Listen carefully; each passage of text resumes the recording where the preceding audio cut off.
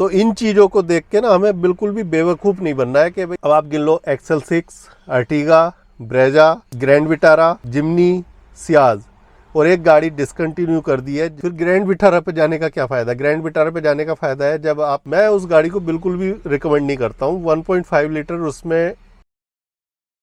So good morning guys, welcome back to channel and hope करते हैं आप सभी लोग बढ़िया होंगे। तो भाई आज का जो वीडियो बना रहे हैं, आज का वीडियो हम बना रहे हैं 2024 में। अगर आप गाड़ी खरीद रहे हो नई, तो भाई बहुत सोच समझ के गाड़ी खरीदना, कोई भी मतलब गलती मत करना। तो बहुत सारी चीज़ें ना आपको ध्यान में रखनी है गाड़ी खरीदते हुए। जैसे कि सेम इंजन के साथ बहुत सारी गाड़ी आती हैं और हर गाड़ी का प्राइस ना डिफरेंट मिलता है आपको। तो आज हम ऐसी गाड़ियों की बात भी करेंगे और प्लस क्या क्या क्या चीज़ें आपको ध्यान में रखनी चाहिए गाड़ी खरीदते हुए, वो सारी चीज़ें भी इस वीडियो में डिस्कस करेंगे।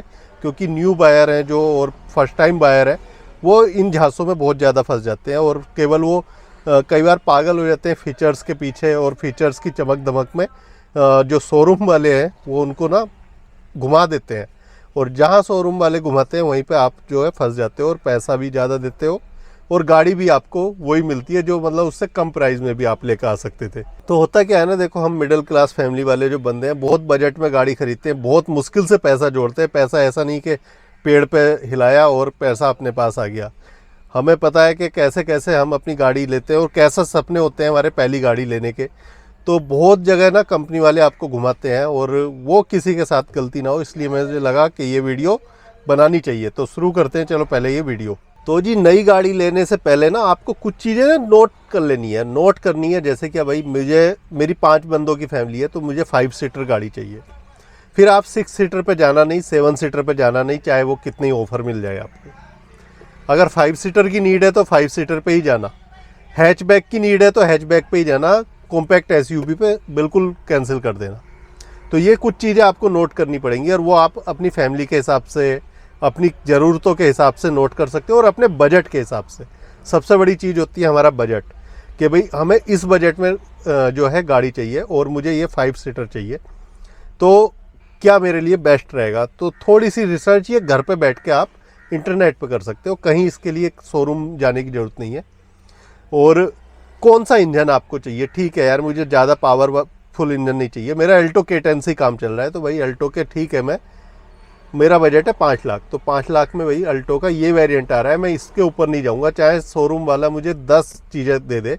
हाँ ठीक है, टॉप वेरिएंट को अगर वो 5 लाख के अंदर दे रहा है ले लो, पर 5 लाख से ऊपर बजट मत बढ़ाओ अपना। वो उसको बोल दो कि भाई बजट है 5 लाख, गाड़ी कौन सी देनी है, कौन सा वेरिएंट देना है वो तू जाना।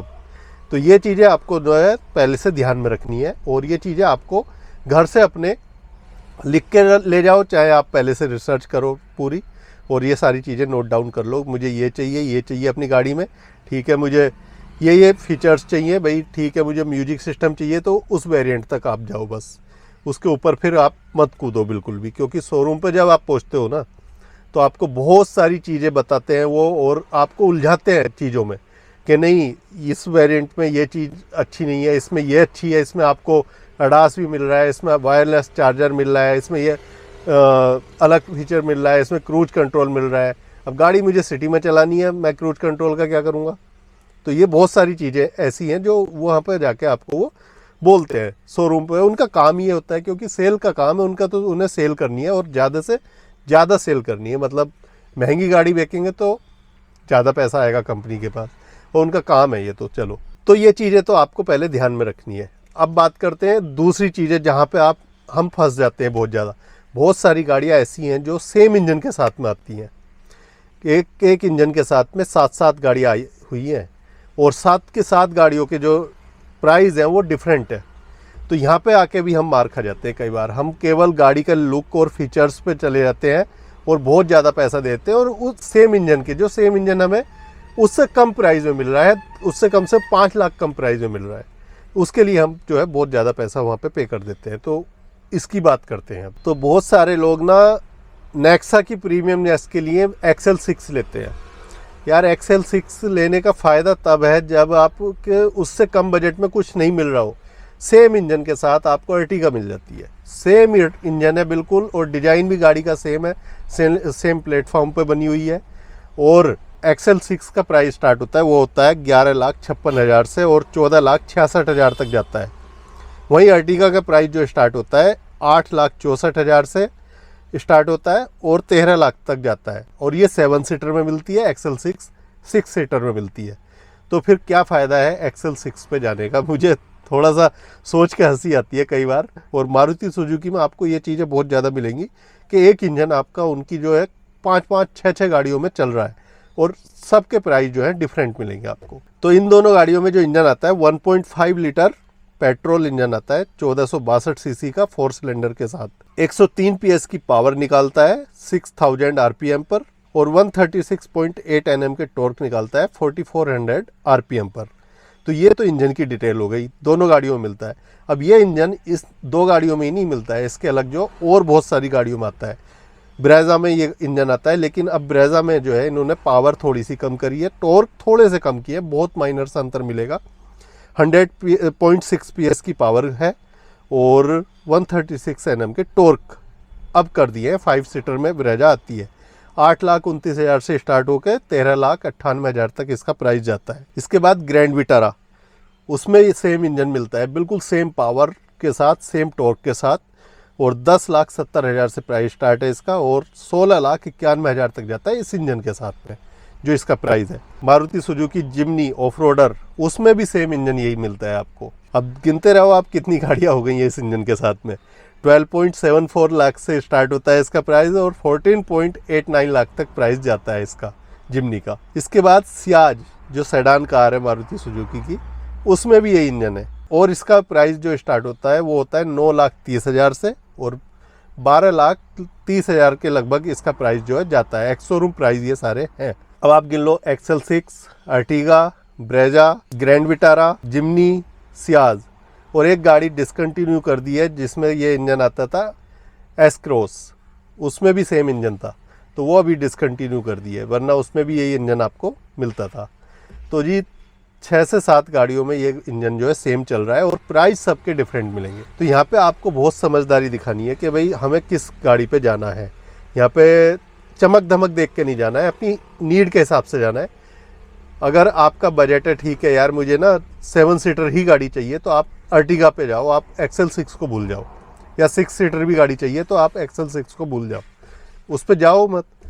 और अगर आपको 5 सीटर चाहिए तो आप फिर ब्रेजा पे जाओ। फिर ग्रैंड विटारा पे जाने का क्या फ़ायदा? ग्रैंड विटारा पे जाने का फ़ायदा है जब आपको जो है चाहिए स्ट्रॉन्ग हाइब्रिड, ठीक है, उसके साथ आप जाओ, वहाँ पे आपको माइलेज भी अच्छा मिलेगा उस गाड़ी में।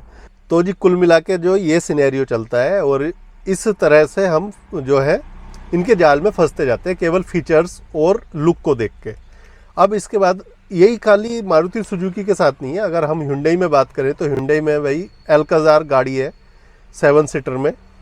मैं उस गाड़ी को बिल्कुल भी रिकमेंड नहीं करता हूँ। 1.5 लीटर उसमें डीजल इंजन मिलता है, 1.5 लीटर टर्बो पेट्रोल इंजन मिलता है जो अभी अभी न्यू क्रेटा में दिया है, वो भी उसके टॉप वेरिएंट में, जिसका प्राइस 20 लाख से स्टार्ट होता है। और जो उसका डीजल इंजन है अल्काज़ार का, वो 1.5 litre diesel engine same Creta वाला इंजन है जो क्रेटा में मिलता है। सेम पावर, सेम टॉर्क, सारा कुछ उसमें सेम है। तो फिर क्या फ़ायदा है हमें अल्काज़ार पे जाने का, जब क्रेटा हमारी वहाँ पे स्टार्ट होती है। डीजल का अगर हम प्राइस देखें तो 12,45,000 से स्टार्टिंग है, तो फिर हम भाई 16,77,000 देने के लिए अल्काज़ार पे क्यों जाए केवल 7 सीटर के लिए? तो 7 सीटर में फिर उससे अलग और इंजन आ जाते हैं वहाँ पे। आप टाटा सफारी पे जा सकते हो, आप XUV 700 पे जा सकते हो और आप स्कॉर्पियो एन पे भी जा सकते हो। तो बहुत सारी गाड़ियों के ऑप्शन आ जाते हैं और उससे बड़े इंजन के साथ में। तो इसीलिए मैं जो है रिकमेंड नहीं करता हूँ भाई अल्काज़ार को। यहाँ पे भी आपको समझदारी दिखानी है, क्रेटा पे भी आपको समझदारी दिखानी है कौन से वेरिएंट तक जाना है, क्योंकि अभी नई नई आई है, नई नई चमक धमक है और बहुत सारे नए उसमें फीचर्स ऐड हुए हैं। तो आपको बहुत ज़्यादा लुभाया जाएगा, लेकिन अपनी नीड के हिसाब से, अपने चॉइस के हिसाब से आप अपनी जो है गाड़ी सेलेक्ट करना। ऐसे ही टाटा मोटर्स में 1.2 लीटर पेट्रोल इंजन जो होता है वो टाटा टियागो में आपको मिलेगा, टाटा टिगोर में भी मिलेगा और टाटा एल्ट्रोज पेट्रोल में जो आती है उसमें भी आपको वो इंजन मिल जाता है। सेम पावर और सेम ऑलमोस्ट टॉर्क्स उसमें रहते हैं। तो ये एक कंपनी नहीं, सभी कंपनियों का वो रहता है और सबके प्राइस अलग अलग। टाटा टियागो 5,60,000 से स्टार्ट हो जाती है, वहीं पे टाटा टिगोर 6,30,000 से स्टार्ट होती है और टाटा एल्ट्रोज 6,60,000 से स्टार्ट होती है। तो आप खुद देख लो कि ऑलमोस्ट टाटा टियागो से और टाटा एल्ट्रोज पे पहुँचते पहुँचते 1 लाख का पूरा अंतर हो गया है, और 2 हैचबैक है, 1 सेडान कार है। तो क्या फ़ायदा है फिर भाई, एल्ट्रोज पे जाओ, बेटर है फिर आप टाटा टियागो पे रहो, टाटा टियागो को चलाओ, और अच्छी गाड़ी है, कोई उसमें भी बुराई नहीं है। सेम ऐसी अल्टो K10 का जो इंजन आता है 1 लीटर इंजन पेट्रोल में, तो वो सेम मिलता है आपको एस्प्रेसो में, और दोनों के प्राइस में अंतर भी मिलेगा आपको। जो एल्ट्रोज का प्राइस 3.99 लाख से स्टार्ट होता है, वहीं पे आपको एस्प्रेसो का प्राइस जो मिलेगा वो मिलेगा 4.26 लाख से स्टार्ट।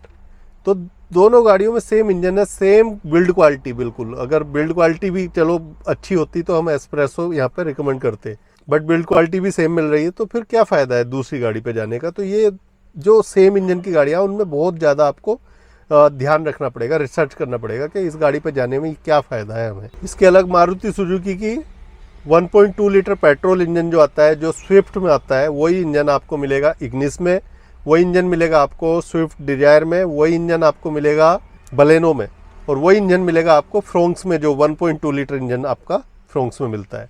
तो भाई यहाँ पे भी आपको ना चीज़ें देखनी पड़ेंगी कि भाई फ्रोंक्स में भी यही मिल रहा है, उसमें भी मिल रहा है, और प्राइस सबके अलग होते जाते हैं। फ्रोंक्स का सबसे महंगा है इसमें।